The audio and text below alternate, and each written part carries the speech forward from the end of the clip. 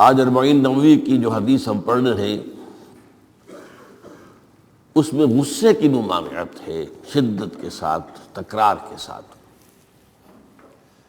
اس کے لیے تمہیداً میں نے سورہ آل عمران کی 2 آیات آپ کو سنائی ہیں۔ وہاں ارشاد ہوتا ہے وَسَارِعُوا إِلَىٰ مَغْفِرَةٍ مِّن رَبِّكُمْ، اے مسلمانوں دوڑ لگا دو اور آگے سے آگے نکلنے کی کوشش کرو۔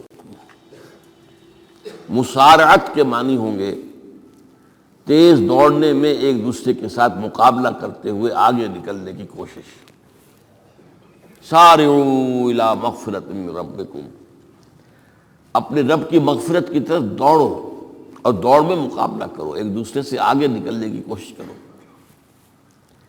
وجنت، اور اس جنت کی طرف دوڑ لگاؤ، عرضها السماوات والارض، جس کا پھیلاؤ آسمانوں اور زمین جتنا ہے۔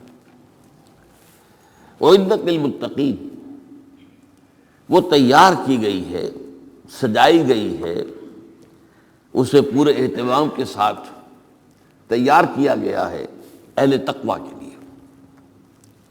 ان اہل تقویٰ کے کچھ اوصاف کیا ہیں؟ الذین ينفقون فی السراء والضراء،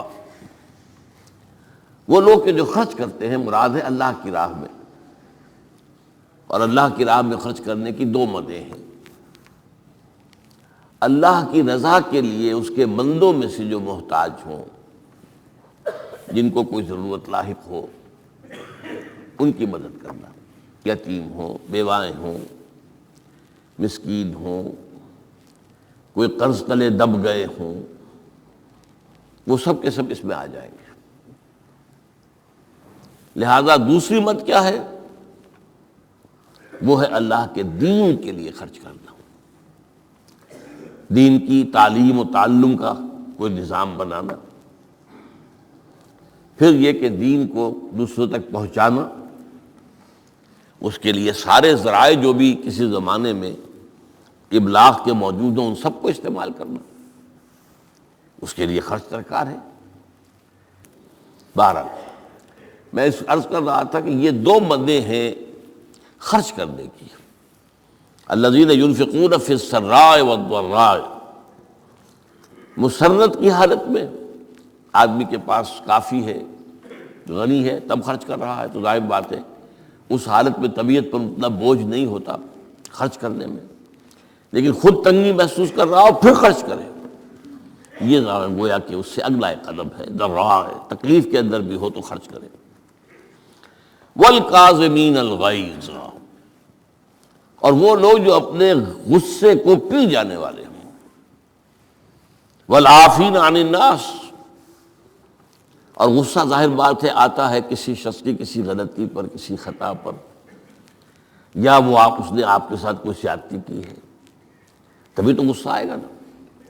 لہذا غصے کو تو پی جاؤ اور لوگوں کو معاف کرو۔ والعافین عن الناس، یہ 2 کام در حقیقت ایک ہی کام کے 2 رخ ہیں، کہ غصہ آیا ہے تو اسے پی جاؤ، اور جس شخص نے بھی تم پر زیادتی کی ہے، تمہارے خیال میں زیادتی کی ہے، ہو سکتا ہے وہ اپنی جگہ پر صحیح ہو، لیکن یہ کہ بہرحال تمہیں غصہ آیا ہے، اس غصے کو پی جاؤ اور اسے معاف کر دو۔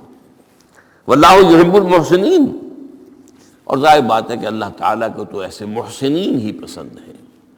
اب یہاں بھی نوٹ کر لیجئے وہی درجہ احسان جو ہم پڑھ چکے ہیں بڑی تفصیل سے، حدیث جبرائیل کے حوالے سے گفتگو شروع ہوئی تھی، بعد میں پھر بھی مختلف مواقع پر گفتگو آتی رہی ہے، اور اگلی حدیث میں پھر آ رہی ہے احسان کسے کہتے ہیں۔ تو اللہ تعالیٰ کو ایسے محسن جو اپنے اس دین کو خوبصورت بنا لے، دین ان کا جو ہے اور دینی زندگی ان کی جو ہے وہ دل کو لبھانے والی ہو، وہ لوگوں کو پسند آنے والی ہو، بلکہ یہ کہ اس کے اندر جو ہے وہ حسن جو ہے دل آویزی پیدا ہو جائے۔ تو اس آیت کے حوالے سے میں آج پھر حدیث آپ کو سنا رہا ہوں۔ اس کے راوی حضرت ابو ہریرہ ہے رضی اللہ تعالی عنہ، انہوں نے ذکر کیا ہے اور اس کی روایت کی ہے امام بخاری نے کی ہے رحمہ اللہ، ان رجلا قال للنبی صلی اللہ علیہ وسلم،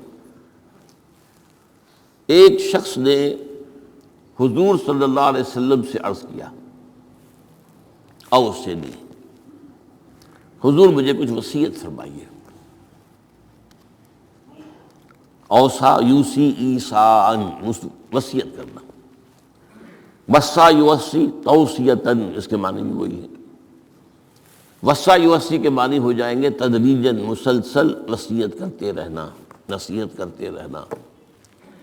اور ایک ہے، ایک مرتبہ آپ نے ایک بات کہہ دی ہے، اوصنی، مجھے وصیت فرمائیے، مجھے نصیحت فرمائیے۔ قال لا تغضب، آپ نے ایک ہی بات فرمائی، غصہ نہ کیا کرو، مغلوب الغضب نہ ہو جایا کرو، کہ غصہ آئے اور تم پر چھا جائے، تمہارے اوپر اپنا غلبہ کر دے۔ فردد مرارا، اب اس شخص کے دل میں شاید کوئی اور بات تھی، اس نے پھر پوچھا، اوصنی حضور، بس کیجیے وصیت مجھے۔ آپ نے پھر فرمایا لا تغضب، پھر پوچھا، وہ تکرار کرتا رہا اور حضور نے بھی ہر مرتبہ وہی بات کہی۔ اب اس سے اندازہ ہو جاتا ہے کہ یہ بات کتنی اہم ہے۔ پہلی بات تو میں آپ کو یہ بتا دوں کہ غصہ آ جانا کوئی غیر فطری بات نہیں ہے۔ غصہ اللہ تعالیٰ نے انسان میں رکھا ہوا ہے۔ البتہ غصے کے اعتبار سے حضرت حسن، غالباً حسن بصری رحمہ اللہ، ان کا ایک قول بڑا حکیمانہ ہے، بہت حکیمانہ ہے۔ وہ فرماتے ہیں کہ ایک انسان تو وہ ہوتا ہے جو پورا انسان ہوتا ہے، مکمل انسان ہوتا ہے، ایک ہوتا ہے نصف رجل، آدھا انسان، وہ انسانیت کے معیار پر پورا نہیں اترتا، ہاں نصف تک آ جاتا ہے۔ اور ایک انسان ہوتا ہے لیس برجل، وہ انسان ہوتا ہی نہیں، وہ حیوان ہوتا ہے۔ پورا انسان وہ ہے جسے غصہ دیر میں آئے اور جلدی رفع ہو جائے، اور آدھا انسان وہ ہے جسے غصہ جلدی آئے لیکن جلدی رفع بھی ہو جائے، یا دیر میں آئے تو دیر میں رفع ہو، یہ دونوں برابر ہو جائیں گے۔ جلدی غصہ آیا، جلدی ختم بھی ہو گیا، دیر میں آیا، دیر لگا دی جانے میں بھی۔ اور جو شخص سرے سے انسانیت کا مستحق ہی نہیں کہ اسے انسان مانا جائے، غصہ جلدی آ جائے اور دیر میں جائے، تو وہ اصل میں پھر انسان نہیں ہے، وہ اخلاقی اعتبار سے پورا انسان کہلانے کا مستحق نہیں ہے۔ تو غضب کے اعتبار سے یہ تین درجے جو ہے وہ سامنے رہنے چاہیے۔ پھر مزاجوں کی بات بھی ہوتی ہے۔ اللہ تعالیٰ نے مختلف مزاج بنائے ہیں، بعض طبائع کے اندر جمال کا عنصر زیادہ ہوتا ہے، جمالی شخصیت، خوبصورت شخصیت طبعاً۔ بعض جلالی مزاج کے لوگ ہوتے ہیں، ہمارے بزرگوں میں بھی ہوتا ہے، دیندار لوگوں میں بھی ہوتا ہے، یہاں تک کہ نبیوں میں بھی ہے۔ حضرت موسیٰ علیہ السلام جلالی طبیعت کے آدمی تھے، آپ کو معلوم ہے ان کے واقعات کو ہمارے سامنے ہیں جو قرآن میں موجود ہیں، کہ ایک قبطی کا اور ایک اسرائیلی کا جھگڑا ہو رہا تھا، اس اسرائیلی نے مدد مانگی تو حضرت موسیٰ نے ایک مکہ لگایا ہے اس قبطی کو اور اس کی جان نکال دی۔ تو ان کے غضب کا، ان کی جلالی طبیعت کا یہ عالم ہے۔ اور اس کا سب سے بڑا نقشہ جو قرآن مجید میں آتا ہے کہ جب اللہ تعالیٰ نے جب ہجرت ہو گئی اور مصر سے حضرت موسیٰ علیہ السلام اپنی قوم کو لے کر، بنی اسرائیل کو لے کر نکل آئے، دریا یا سمندر بھی اللہ نے پار کرا دیا، سمندر کو یا دریا کو پھاڑ کر، اس کے بعد وہ مرحلہ آیا کہ انہیں اب شریعت دی جائے، اس لیے کہ اصل میں ہجرت کے بعد پھر شریعت آتی ہے۔ ہجرت سے پہلے کا وقت جو ہے وہ تو ایک کشاکش کے اندر گزرتا ہے، جیسے کہ 12 برس حضور کے مکے میں ہے، ایک کشاکش ہے جسے ہم عام طور پر کشمکش کہہ دیتے ہیں، ایک سٹرگل ہے، اس میں مصیبتیں ہیں، تکلیفیں ہیں، ماریں کھائی جا رہی ہیں وغیرہ وغیرہ۔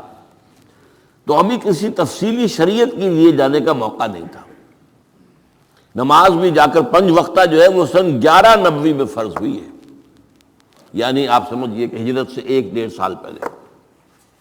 اس کے علاوہ زکوٰۃ کا کوئی نظام ابھی باقاعدہ کہ یہ اتنے میں سے اتنا کوئی نہیں۔ ہاں عام طور پر لفظ زکوٰۃ استعمال ہوا ہے، اپنے مال کو پاک کرو، پاک کرتے رہا کرو، مال میں سے صدقہ خیرات نکالتے رہا کرو، اس سے وہ مال پاک ہو جاتا ہے۔ تو اسی طریقے سے جو ہجرت آئی حضور پر، جو ہجرت کے بعد شریعت نازل ہوئی مدینہ منورہ میں، اور دورہ ترجمہ قرآن میں یہ بات واضح میں کر دیا کرتا ہوں کہ اس شریعت کا بلو پرنٹ جو ہے، یہ لفظ آپ میں سے بہت سے حضرات جانتے ہوں گے، کوئی عمارت بنانی ہو تو اس کا جو نقشہ بنتا ہے پہلا وہ ایک نیلے کاغذ پر بنتا ہے، بلو پرنٹ۔ تو بلو پرنٹ جو ہے اس شریعت محمدی علیہ صاحب الصلاۃ والسلام کا، وہ سورہ بقرہ میں تیار ہو گیا۔ پھر اس میں جو تفاصیل کے اور پورے جو خد و خال آئے ہیں وہ پھر سورہ نساء اور سورہ مائدہ اس کی تکمیل کی صورت۔ بہرحال جب حضرت موسیٰ کو اب اللہ تعالیٰ نے طلب کیا 40 دن کے لیے کوہ طور پر، اس کو ہم چلہ بھی کہہ سکتے ہیں، 40 روز کی اللہ تعالیٰ نے ان سے ریاضت کروائی، مشقت، روزہ اور یہ کہ عبادت اور ذکر الہی۔ اس کے بعد انہیں اللہ نے تورات عطا فرما دی۔ اس میں آپ کو یاد آ جانا چاہیے حضور سے بھی قرآن مجید کے نزول سے قبل اسی طرح کا معاملہ غار حرا میں آپ کی جو خلوت گزینی ہوتی تھی، اور وہاں پر جو بھی آپ اب کیا عبادات کرتے تھے یہ ہمیں معلوم نہیں ہے، لیکن یہ ہے کہ عام طور پر جو محدثین نے کہا ہے کان صفت تعبدہ فی غار حرا التفکر والاعتبار، غور و فکر کرتے تھے کہ یہ کائنات کیا ہے، کیا اس کا نظام ہے، یہ معاشرہ ہمارا کدھر جا رہا ہے، یہ خرابیاں کیوں بڑھ رہی ہیں، یہ کیوں انسان کا خون کرتا ہے، یہ کیا بات ہے، یہ کیا وجہ ہے کہ کچھ لوگ بھوکے مر رہے ہیں اور کچھ لوگ جو ہیں ان کے پاس بہت دولت جمع ہو گئی۔ یہ غور و فکر جو ہے تو یہ آپ کا رہا ہے بہرحال، لیکن یہ کہ تخلیہ اور غار میں آپ کا قیام یہ اپنی جگہ پر ثابت ہے۔ تو اسی طریقے سے وہاں 40 دن کا معاملہ ہوا حضرت موسیٰ علیہ السلام کے ساتھ۔ اس کے بعد الواح دے دی گئیں، جو پتھر کی تختیاں تھیں ان کے اوپر جو احکام عشرہ ہیں، دی 10 کمانڈمنٹس، جو بنیاد ہیں۔ جیسے میں نے کہا کہ سورہ بقرہ جو ہے شریعت محمدی کی اساس ہے، تو شریعت موسوی کی اساس وہ 10 کمانڈمنٹس ہیں جو کہ پتھر کے سلوں پر لکھی ہوئی دی گئی ہیں حضرت موسیٰ علیہ السلام کو کوہ طور پر۔ اب پیچھے کیا ہوا؟ حضرت موسیٰ کی اس غیر حاضری میں سامری کو موقع مل گیا، اس نے گمراہ کرنے کے لیے ایک شعبدہ دکھایا، اور وہ شعبدہ کیا تھا؟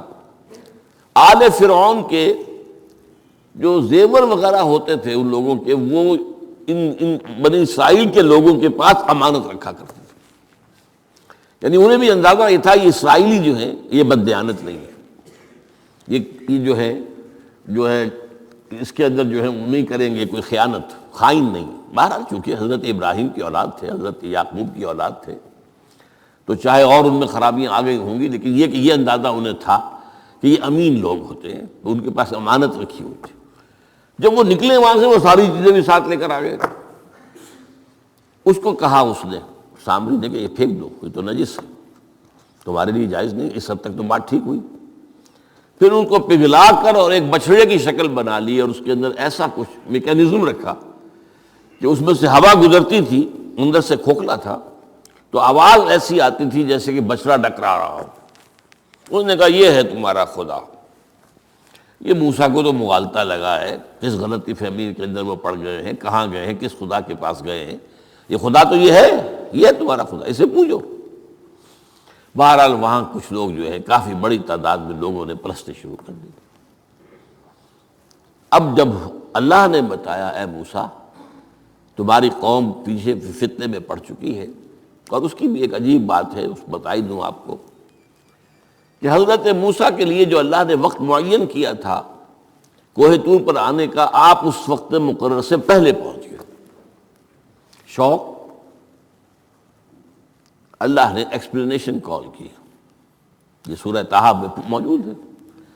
ما اعجلک عن قومک یا موسیٰ، موسیٰ یہ تم اپنی قوم کو چھوڑ کر جلدی کیوں آ گئے؟ ابھی تو وقت معین نہیں آیا، کیوں آ گئے؟ اب حضرت موسیٰ تعجب سے کہتے ہیں کہ مجھے تو شاباش ملنی چاہیے تھی کہ تو میرا شوق دیکھ، میرا اشتیاق دیکھ، اور الٹی جو ہے ایکسپلینیشن کال کرنی پڑ رہی ہے۔ قال عجلت الیک ربی لترضی، پروردگار میں تو جلدی کر کے آیا اس لیے کہ تو راضی ہو جائے کہ تیرے طلب کرنے پر میں وقت معین سے بھی پہلے پہنچ گیا ہوں۔ فرمایا نہیں، یہ اجرت جو ہے یہ ایسی خطا ہے تمہاری کہ تم نے در حقیقت جو یہ غلطی کی ہے اس کی وجہ سے سامری کو موقع مل گیا ہے کہ اس نے تمہاری قوم کو اضلهم السامری، سامری نے گمراہ کر دیا۔ یہ خبر پا کر اب حضرت موسیٰ علیہ السلام جب آئے ہیں واپس اپنی قوم، اس کے لیے جو الفاظ آئے ہیں یہ سورہ اعراف کے اندر ہے، فلما رجع موسیٰ الی قومہ غضبان آسفا۔ یہ غضبان، یہ غضب کی ایک انتہائی شکل ہے۔ اس وزن پر عربی زبان میں جو الفاظ آتے ہیں وہ کسی شے کی شدت کو ظاہر کرتے ہیں۔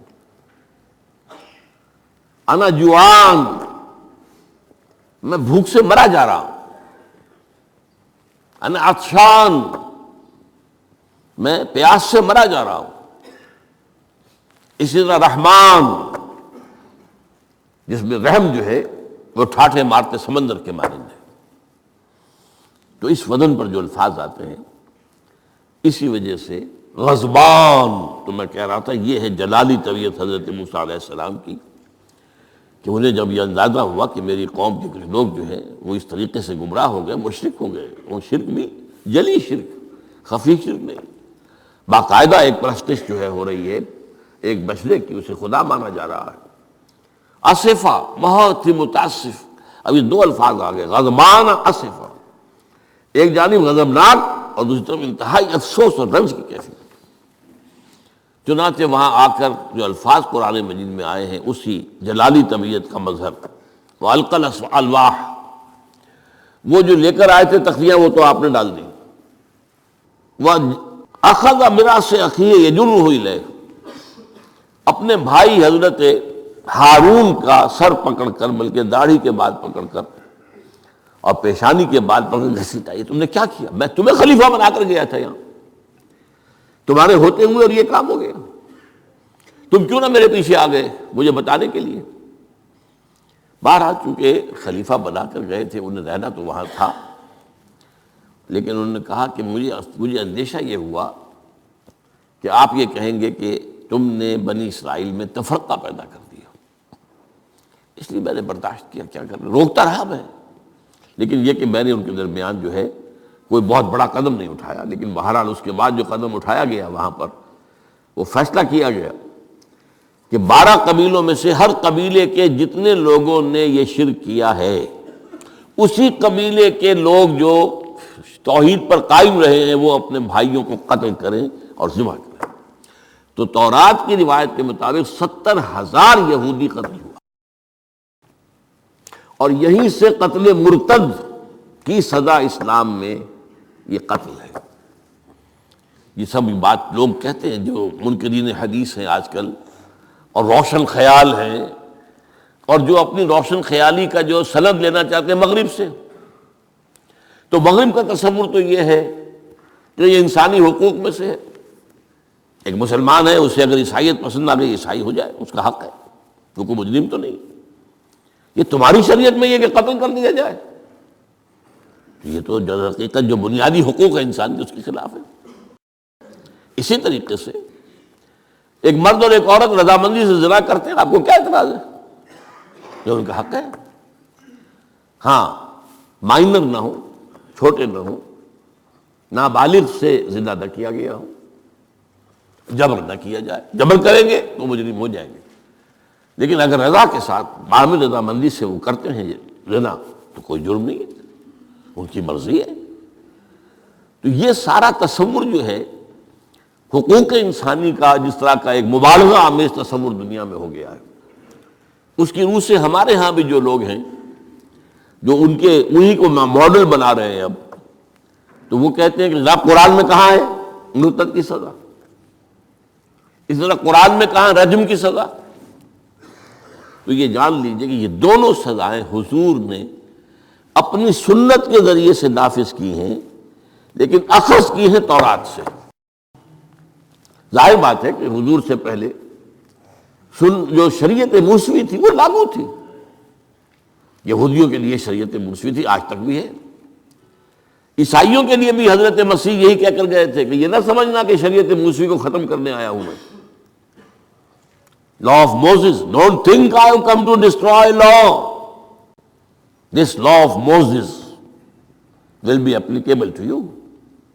وہ تو سینٹ پال نے ختم کیا ہے. اور آج کی عیسائیت جو ہے یہ عجیب مذہب ہے جس میں کوئی قانون ہے ہی نہیں. لیکن یہ کہ اسلام میں بہرحال انسانی حقوق کے بھی حدود ہیں، ان حدود کے اندر انسانی حقوق ہوں گے. ہاں اگر آپ مسلمان ہیں اور آپ کو کوئی اور پسند آ گیا، آپ مسلمان ملک کو چھوڑ دیجیے، دارالاسلام کو چھوڑ دیجیے، بات چلے جائے گی. لیکن یہ ہے کہ دارالاسلام میں رہتے ہوئے آپ کو اختیار نہیں ہے. اس کی وجہ ہے کیونکہ اسلامی ریاست کی بنیاد ایک نظریے پر ہے. وہ نسل پر نہیں ہے، وہ رنگ پر نہیں ہے، وہ زبان پر نہیں ہے، نظریے پر. نظریے کو کمزور کر دینے والی شے یہ ہے کہ لوگ سازش کر کے ایک وقت میں ایمان لائے اور پھر مرتد ہو جائے تاکہ اسلام کی ہوا اکھڑ جائے. اور اس کا معاملہ سورہ آل عمران ہی کے اندر موجود ہے کہ وقالت طائفۃ من اہل الکتاب آمنوا بالذی انزل علی الذین آمنوا وجہ النہار واکفروا آخرہ لعلہم یرجعون. دیکھو بھائی، یہ جو بڑی دھاک بیٹھ گئی ہے اسلام کی اور ایمان کی. جو شخص ایمان لے آتا ہے چاہے اسے انگاروں پر ڈال دیا جائے وہ ایمان کو نہیں چھوڑتا. تو یہ ایک ساکھ ہو گئی، تو ایک گڈ ول ہے ایمان کی، ایک ساکھ. جو چاہو کر لو، اس کو قتل کر دیا. ابو جہل نے حضرت سمیہ اور حضرت یاسر رضی اللہ تعالیٰ عنہما دونوں کو قتل کر دیا. انہوں نے کلمہ کفر زبان سے نکالنا پسند نہیں کیا، حالانکہ اجازت ہے جان بچانے کے لیے. ایمان دل میں قائم رہے، زبان سے کلمہ کفر کہہ دیا جائے، صرف جان بچانے کے لیے جائز ہے، اجازت ہے. چنانچہ حضرت سمیہ اور حضرت یاسر کے بیٹے عمار نے جان بچانے کے لیے کلمہ کفر کہا اور پھر ان پر شدید پشیمانی طاری ہوئی. لیکن حضور نے انہیں اطمینان دلایا کہ نہیں، اس کی بھی اجازت ہے. باقی جو مقام تمہارے والدین نے حاصل کیا وہ تو بہت مقام ہے، لیکن وہ عظیمت اپنی جگہ، یہ رخصت بھی اپنی جگہ، دین کا ایک حصہ ہے. بہرحال سازش کیا کی؟ آمنوا بالذی انزل علی الذین آمنوا وجہ النہار. ایسے کرو کہ صبح کے وقت تو ایمان لے آؤ، اے لوگو، اے مسلمانوں، جو کتاب تم پر نازل ہوئی ہم بھی ایمان لاتے ہیں، ہم بھی مومن ہو گئے. دن بھر رہو. اب اس میں یہ اضافے میرے ہیں، ذرا حضور کے قریب رہو، صحبت قریب سے، تاکہ لوگ دیکھ لیں یہ دن بھر حضور کی صحبت میں رہے ہیں، قریب رہے ہیں. شام کو کافر ہو جاؤ، مرتد ہو جاؤ، یہ دیکھ لیا ہم نے، یہ تو دور کے ڈھول سہانے ہیں، ہم نے اندر جا کر دیکھ لیا، کوئی بات ہے ہی نہیں، کوئی خاص بات نہیں. اس سے کیا ہوگا؟ لعلہم یرجعون. کچھ نہ کچھ لوگ ضرور جو ہیں وہ متزلزل ہو جائیں گے. آخر سب لوگ تو برابر کے نہیں ہوتے. نہ ہر زن نست و نہ ہر مرد مرد. کمزور ایمان والے لوگ بھی تو تھے نا آخر، اور ان سے بھی نیچے منافقین بھی موجود تھے.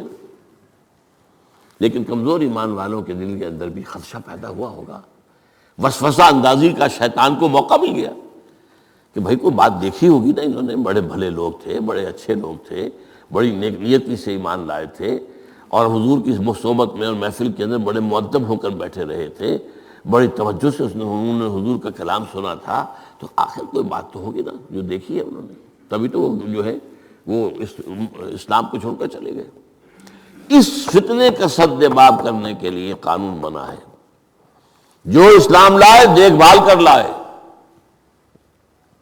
اس لیے کہ ظاہر بات ہے کہ یہ تو اب ایک وادی، اس کے اندر قدم رکھنا ہے جس میں مشکلات بھی آئیں گی، تکالیف بھی آئیں گی.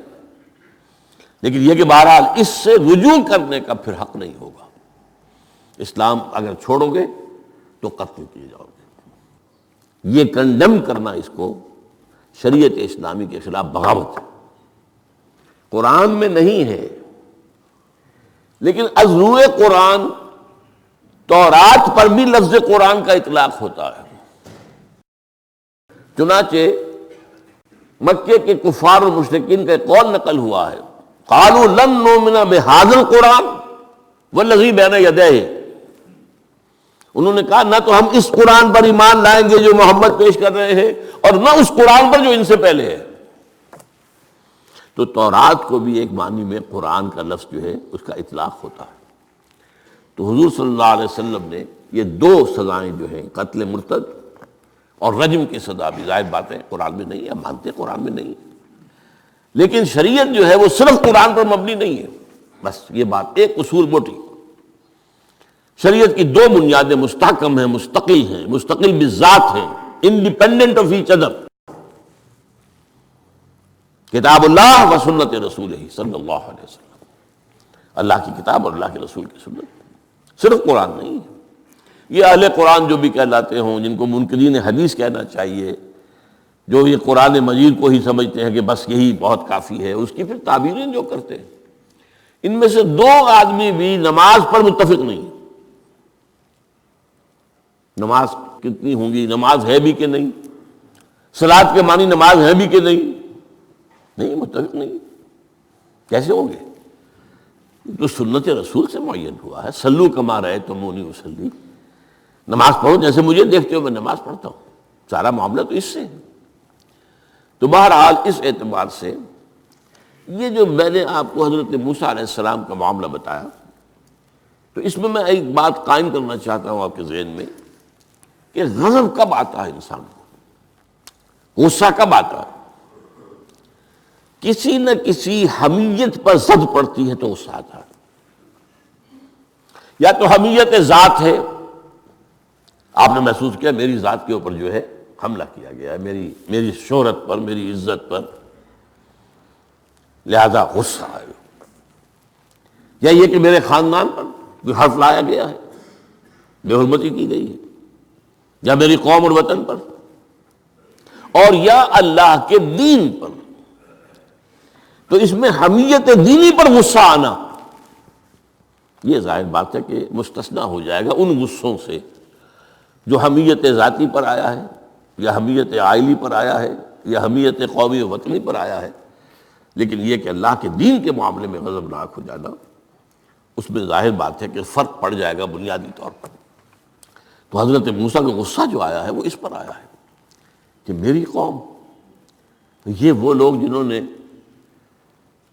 9 جو ہے معجزے وہ تو مصر کے اندر رہتے ہوئے دیکھے، وَلَقَدْ آتَيْنَا مُوسَىٰ 9 آیات بینات، سورہ بنی اسرائیل میں ہے 9 معجزے، شروع میں 2 تھے پھر آتے چلے گئے، اور پھر اتنے بڑے بڑے معجزے دیکھے۔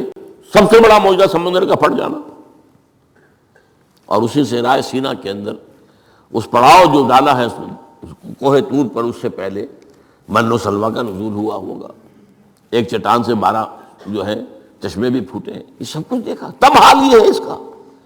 تو اس پر غصے کا آنا، غضبناک ہو جانا، یہ گویا کہ بالکل معقول ہے، قرین قیاس ہے۔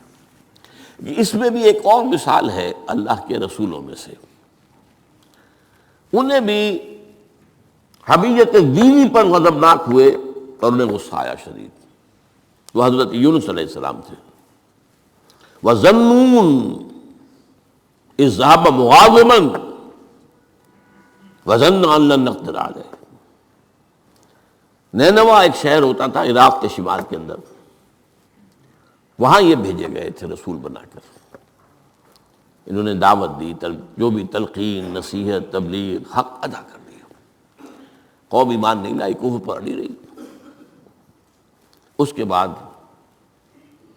یہ غضبناک ہو کر، اب یہ غضب جو ہے یہ دین کا غضب ہے، اپنی قوم کو چھوڑ کر چل دیے، لیکن یہاں ایک خطا ہو گئی ان سے۔ حضرت موسیٰ سے خطا کیا ہوئی تھی کہ وقت معین سے پہلے پہنچ گئے، فَإِنَّا قَدْ فَتَنَّا قَوْمَكَ مِن بَعْدِكَ، اس کی سزا مل گئی۔ یہاں غلطی کیا ہوئی کہ رسول جو قوم کی طرف بھیج دیا جائے، جس قوم کی طرف یا جس شہر کی طرف یا جس علاقے کی طرف، جب تک ایکسپریس پرمیشن اللہ کی نہ آ جائے، رسول جگہ چھوڑ کر نہیں جا سکتا۔ یہاں یہ ہے کہ وہ اتنے غضبناک ہو گئے کہ یہ بات جو ہے یہ ذہن کے سامنے نہ رہی اور آپ اپنی قوم سے ناراض ہو کر یہ بدبخت قوم جو ہے اب یہ تو ہلاک ہو کر ہی رہے گی، تو یہ چھوڑ کر چلے گئے، یہ غلطی ہوئی۔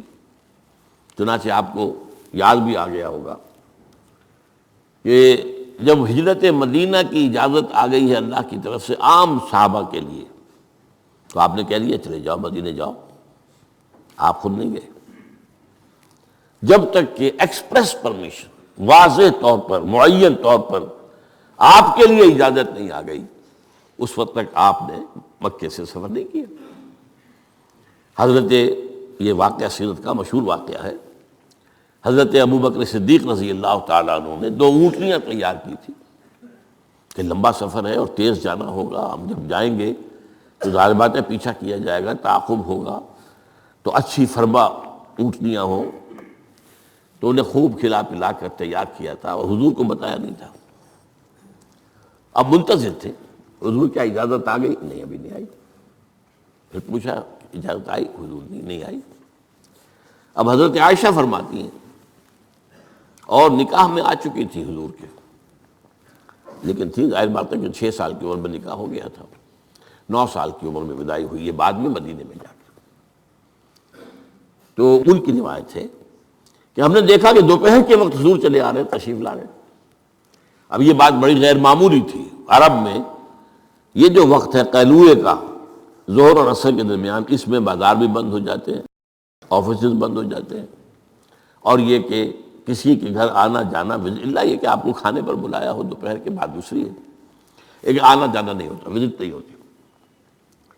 تو بڑے حیران ہوئے ہم، تو حضور نے اپنا ذرا چہرہ وغیرہ چھپایا ہوا بھی ہے اپنے رومال میں، تشریف لائے اور آ کر کہا کہ میں اندر آنا چاہتا ہوں۔ حضرت ابو تشریف لائیے، یہ تو آپ کی، اب ظاہر بات ہے حضرت عائشہ سے نکاح تو ہو چکا تھا، وہ تو اب محرم تھی، یہاں کوئی نامحرم نہیں ہے، آپ آئیے۔ آ کر آپ نے کہا کہ ابو بکر اجازت آ گئی ہے۔ اب حضرت ابو بکر کی خوشی کا ٹھکانہ نہیں تھا، دل میں سوچتے تھے کہ اب مجھے شاباش ملے گی۔ عرض کیا حضور میں نے 2 اونٹنیاں تیار کر رکھی ہیں، خوب کھلا پلا کر فربا کیا ہے، تیار کیا ہے۔ حضور نے تھوڑا سا توقف فرمایا، اچھا میں 1 اونٹنی میں استعمال کروں گا لیکن میں اس کی قیمت ادا کروں گا۔ حضرت ابوبکر رو پڑے کہ حضور کیا مجھ سے بھی مغایرت ہے؟ میں نے اپنے جان و مال میں سے کون سی چیز آپ سے بچا کر رکھی؟ سارا مال آپ پر خرچ کر چکا ہوں۔ آپ نے اشارہ کیا حضرت عائشہ کے بارے میں، تو ایک مرتبہ پوچھا ہے کہ وہ تو آپ کی بھتیجی ہے، کیسے آپ کے کا نکاح ہو؟ کہ وہ دینی معاملہ ہوتا ہے، تم میرے دینی بھائی ہو، یہ کوئی سلبی بھائی تو نہیں ہو۔ بس اتنا کہنے کی دیر تھی، بیٹی پیش کر دی۔ تو میں نے اپنی کون سی چیز کو آپ سے بچا کر رکھا؟ یہ ان کے الفاظ نہیں ہے، یہ میں ان کے جذبات کی تعبیر اپنے الفاظ میں کر رہا ہوں، لیکن یہ واقعہ میں آتا ہے کہ رو پڑے۔ تو بہرحال یہ جب تک ایکسپریس پرمیشن نہیں آتی اس وقت تک رسول نہیں جا سکتا۔ حضرت یونس چھوڑ کر چل دیے، وَظَنُّونِ الذَّهَبَ مُغَاضِبًا، مغاضب وہی غضبناک، تو اس کو اللہ تعالیٰ نے پکڑا، اس لیے کہ یہ غلطی ایسی تھی کہ جس کے اوپر پکڑ ہوگی۔ یہ تو کار رسالت کے اندر جو اس کی شرائط ہیں ان میں سے ایک شرط کے اندر کمی ہوئی ہے، لہذا پھر وہ آپ کو معلوم ہے کہ وہ مچھلی کے پیٹ میں گئے اور وہاں انہوں نے جو ہے لا الہ الا انت سبحانک انی کنت من الظالمین، تو آپ نے جو بھی وہ استغفار کیا ہے اللہ سے، پھر اللہ نے معاف کیا۔ پھر اس مچھلی نے، ویل مچھلی کوئی ہوگی جو شط العرب میں معلوم ہوتا ہے، شط العرب میں اس نے نگلا ہے، اور شط العرب یہ دونوں دریا جو ہیں فرات اور دجلہ جب عراق کے جنوب میں آ کر ایک ہو جاتے ہیں تو وہ تو گویا کہ ایک بڑا سا چھوٹا سا سمندر بن جاتا ہے، اتنا بڑا وہ شط العرب کہلاتا ہے۔ اس سے ہو کر پھر گلف میں آئے، اور گلف سے ہو کر کہیں مکران کے ساحل پر آ کر اگلا ہے اللہ کے حکم سے اس مچھلی نے حضرت علیہ السلام کو۔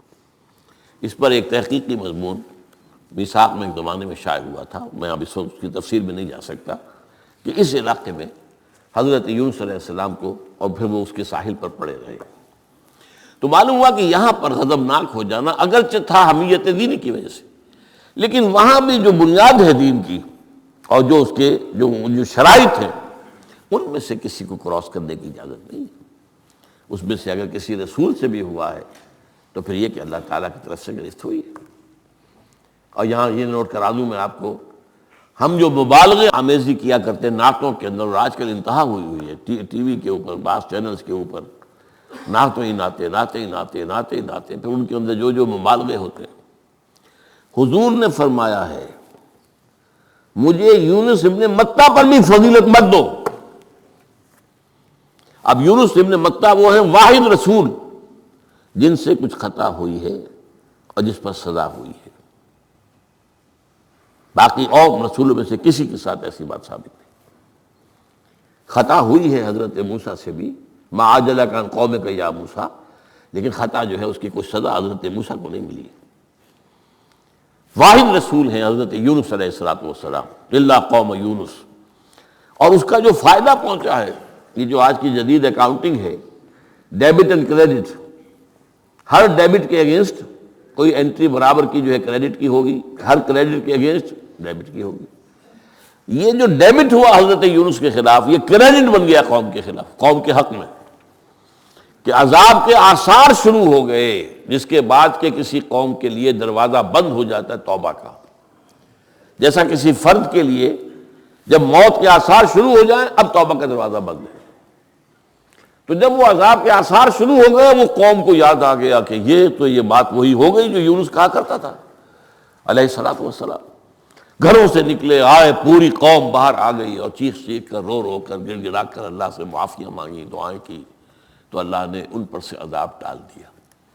تو سورہ یونس میں اس کو بیان کیا گیا ہے کہ عذاب الہی کے جب شروع ہو جائے آثار، پھر وہ ٹل نہیں سکتا الا قوم یونس۔ یہ صرف ایک ہی مرتبہ ہوا ہے، استثناء ہے واحد، حضرت یونس علیہ السلام کی قوم۔ اب آخری نقطہ میں آپ کو بتا رہا ہوں، اس حدیث میں ایک بات بڑی اہم ہے۔ یہ جو آپ نے فرمایا لا تغضب لا تغضب لا تغضب لا تغضب، ایک محسوس ایسا ہوتا ہے کہ یہ در حقیقت ہے شخصی تشخیص اور علاج۔ جو روحانی معالج ہوتے ہیں، ظاہر بات ہے کہ رسول یزکیہم، روحانی معالج سے تزکیہ کرتے ہیں۔ اس طرح ہمارے ہاں صوفیہ جو ہیں، جنہوں نے اپنا تزکیہ کرایا ہوتا ہے کسی بزرگ سے، وہ پھر دوسروں کا تزکیہ کرتے ہیں۔ یہ ایک سلسلہ ہے جو چل رہا ہے۔ تو اس میں یہ ہے کہ اس تزکیے کے اندر پی پی کال، مطلب یہ نہیں کہ ایک ہی بات سب کو بتائی جا رہی ہے۔ ایسے بھی اذکار اور اوراد ہیں جو حضور نے سب کو بتائے۔ ہر نماز کے بعد بعض اذکار ہیں، اللہم اعنا علی ذکرک و شکرک و حسن عبادتک، ایک وہ ہے اللہ تعالیٰ کی حضور کی طرف سے کہ یہ پڑھا کرو، آپ پڑھا کرتے تھے، یہ سب کے لیے۔ لیکن ایک ہے پرسنل، اس لیے کہ اس روحانی معالج کا کے اندر یہ صلاحیت ہونی چاہیے کہ وہ اشخاص کے اندر جو ذاتی، اب کسی کے اندر کوئی مرض ہے، کسی میں کوئی مرض ہے، کسی کے اندر دولت کی محبت زیادہ ہے، کسی کے اندر غصہ جو ہے وہ بہت تیز ہے، کسی کے اوپر شہوت کا غلبہ بہت زیادہ ہے، تو وہ جو کال ہے وہ ہوگی پرسنل کال۔ یہ گویا کہ ایک پرسنل پرسکرپشن ہے اس شخص کے لیے کہ معلوم ہوتا ہے کہ اس کے اندر یہ غضب کا اور غصے کا معاملہ جو ہے وہ ضرورت سے زائد تھا، لہذا اسے حضور نے تکرار کے ساتھ اسی کا مشورہ دیا، اسی کی وصیت فرمائی۔ سبحانک اللہم و بحمدک لا الہ الا انت سبحانک انی کنت من الظالمین۔